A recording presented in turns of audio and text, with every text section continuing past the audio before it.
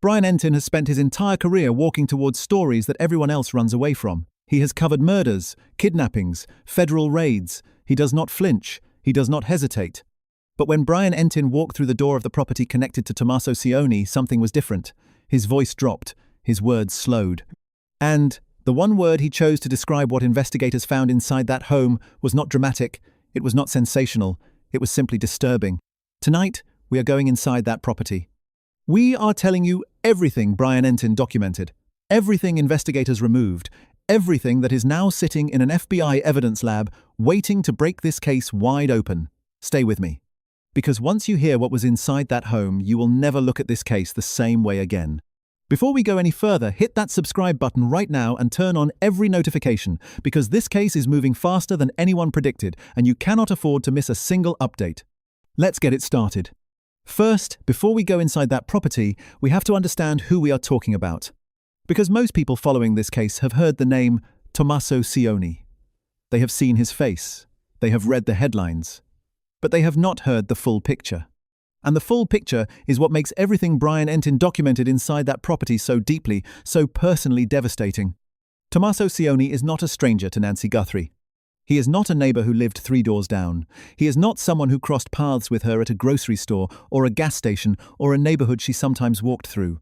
Tommaso Cioni is Nancy Guthrie's son-in-law. He is married to Annie Guthrie, Nancy's daughter, Savannah Guthrie's sister. One of the people who was supposed to love Nancy most in this world is married to the man whose name now sits at the center of a federal investigation into her disappearance. And Tommaso Cioni was the last known person to see Nancy Guthrie alive.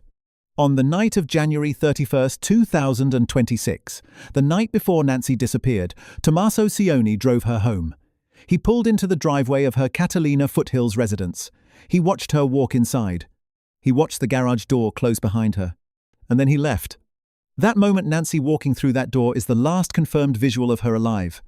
Less than 4 hours later, a masked, gloved, armed figure appeared at her front doorstep and removed the doorbell camera from the wall. 4 hours. That is the window. From the moment Tommaso Cioni last stood at Nancy Guthrie's home to the moment someone arrived to take her. 4 hours is enough time to drive somewhere and come back. 4 hours is enough time to change clothes, gather materials, make a final plan. 4 hours is a timeline that the FBI has examined in extraordinary detail. And at 2:28 a.m., Nancy's pacemaker transmitted its final signal. She was gone. Now let's talk about Brian Entin, because to understand why what he found matters, you have to understand who he is and how he operates. Brian Entin does not wait for press releases. He does not sit in a studio reading wire reports. He does not wait for the official statement to tell him what the official statement wants him to know. He shows up. He knocks on doors. He stands outside properties and he waits. He watches what law enforcement is doing and he reports what he actually sees, not what the department wants the public to know, but what is happening on the ground in real time.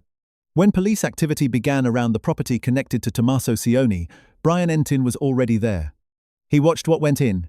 He watched what came out. He documented the pattern of the search, the specific areas of the home that received the most intensive examination, the items investigators focused on. The way they moved through those rooms with a precision that told anyone watching they were not there on a routine follow-up. They knew what they were looking for, and they found it. But here is what makes this moment even more significant. Brian Entin was not watching just one property that day. He was watching 3. Nancy Guthrie's home in the Catalina Foothills, the property connected to Tommaso Cioni, and the home of Savannah Guthrie's sister. 3 connected locations, all being worked simultaneously, all showing visible investigative activity on the same day. When law enforcement moves on multiple connected properties at the same time, that is not routine. That is not a follow-up. That is a coordinated operation. That is what happens when investigators have reached a point in their analysis where physical spaces need to be re-examined in light of new evidence. New evidence that pointed them simultaneously to 3 different addresses connected to the same case. Brian Entin stood outside all 3, and at the property connected to Tommaso Cioni, what he witnessed changed the tone of his reporting completely. The items removed from that property were not removed incidentally. They were not collected in the casual way that happens when investigators do a cursory secondary search and pick up a few things for completeness. They were removed with purpose, with precision, with the focused intensity of a team that had specific intelligence about what they were looking for and had found exactly that. The nature of what was inside that property, the specific materials law enforcement focused on, the areas of the home that received the most intensive examination. All of it pointed towards something that investigators had been building toward for weeks. Not a person who was simply in the wrong place at the wrong time. A person who had information, materials, possessions that connected directly to what happened to Nancy Guthrie in the dark hours of February 1, 2026. Brian Entin described what he witnessed with one word: disturbing.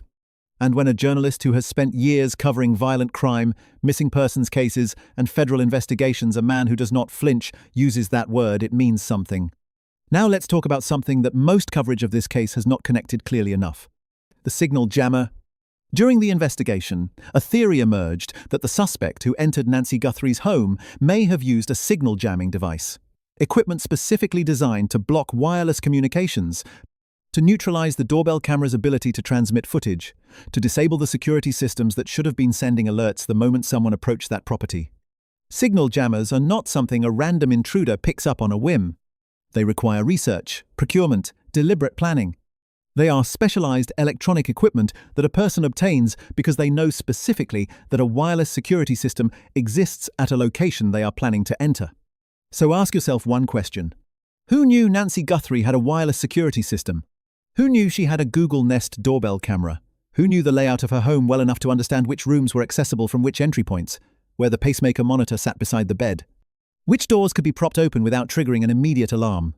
A son-in-law who had been in that house, who had dropped her off there that very night, who had walked those rooms and stood in front of that security camera countless times as a member of the family.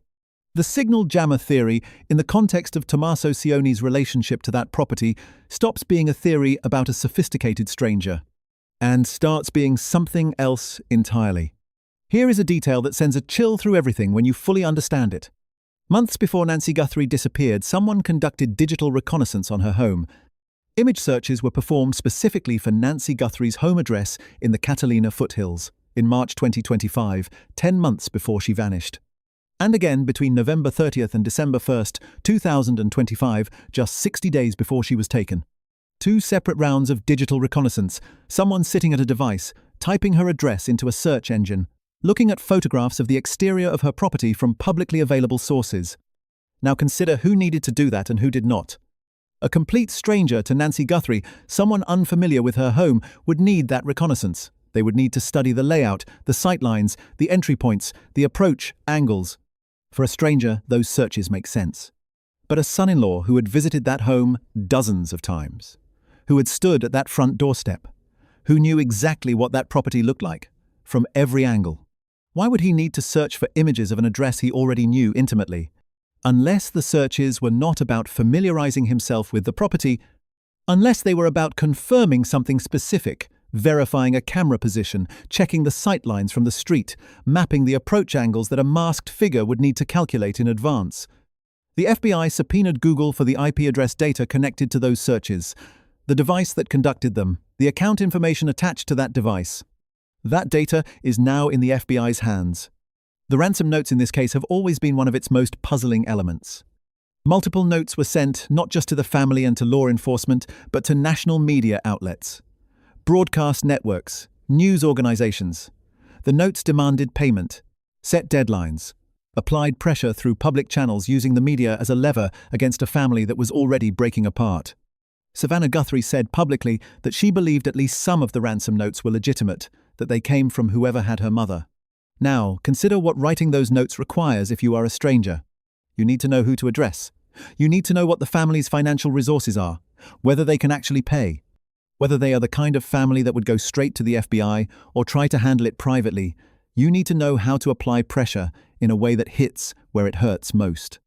Or you already know all of that, because you are at the dinner table with them, because you have sat across from this family for your entire married life, because you understand their psychology, their fears, their priorities, their breaking points in a way that no stranger ever could.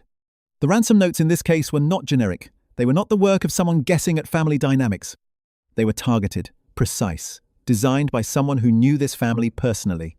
When Brian Entin's reporting on the suspect's property went public, when his documentation of investigative activity at the home connected to Tommaso Cioni reached a national audience, the response from law enforcement was telling. They did not push back. They did not issue corrections. They did not hold a press conference to redirect the public narrative toward a different suspect or a different direction. The investigation continued in exactly the direction that Brian Entin's presence had documented. The evidence removed from that property was processed. The analysis that followed the search was folded into the broader FBI evidence picture. The DNA at Quantico, the cell tower data, the Google subpoena records, the behavioral profile, all of it building layer by layer toward the same conclusion. Here is where this investigation stands today, with complete honesty about what is confirmed and what is still pending. The DNA collected from inside Nancy Guthrie's home is at Quantico, being processed through probabilistic genotyping software, being prepared for a CODIS database comparison, being readied for the genetic genealogy pipeline if a criminal database match does not emerge first.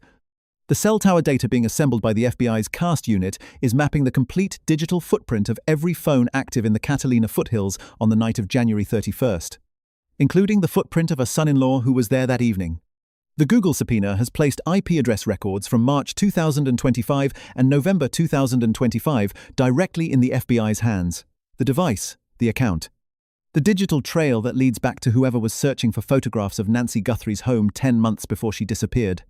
The items removed from the suspect's property during the search that Brian Entin documented are being analyzed as part of the evidence package. And the behavioral profile, the psychological portrait of someone who planned this across 10 months, who executed it with precision, who wrote ransom notes reflecting intimate family knowledge, who propped open doors and removed cameras and arrived at 1:47 inches the morning with a signal jammer and a firearm. That profile has been handed to investigators who are now pulling every thread simultaneously. The FBI's Behavioral Analysis Unit completed a psychological profile of whoever took Nancy Guthrie. That profile describes someone who, at this point in the investigation with DNA at Quantico, with evidence searches being conducted, with national media attention bearing down, would be experiencing extreme psychological pressure. A person of this profile, under this level of stress, tends to make errors. Errors that leave new evidence. Errors that give investigators something they did not have before. The walls are closing, and whoever is inside them knows it. Day 86. 86 days since Nancy Guthrie walked through her garage door and the darkness closed around her. 86 days since an 4-year-old woman who went to church on Sundays, who took her medication every morning, who had dinner with her daughter on Friday nights, was taken from everything she knew by someone she trusted. Her daughter has put up $1 million of her own money to find her. Her family has not given up. Brian Entin has not left this story. The FBI is processing evidence that should have been processed weeks ago. And a reporter stood outside a suspect's home on day 86 of an investigation that has shaken an entire country and documented what investigators found inside and put it on record for everyone to see. If you have any information at all, no matter how small, this is the moment to come forward. FBI tip line 1-800-CALL-FBI. Online tips.fbi.gov. The reward is $1.2 million. Completely anonymous. No name required. Because somewhere tonight in Tucson or somewhere far from Tucson, an 4-year-old woman is waiting for someone who cares enough to find her. Nancy Guthrie is not a headline. She is a mother, a grandmother, a woman of faith and routine and Friday night dinners with the people she loved. She trusted the people around her, and that trust was used against her. This case is not cold. It is not over. It is building towards something. And when it breaks, Brian Entin will be there. And so will we.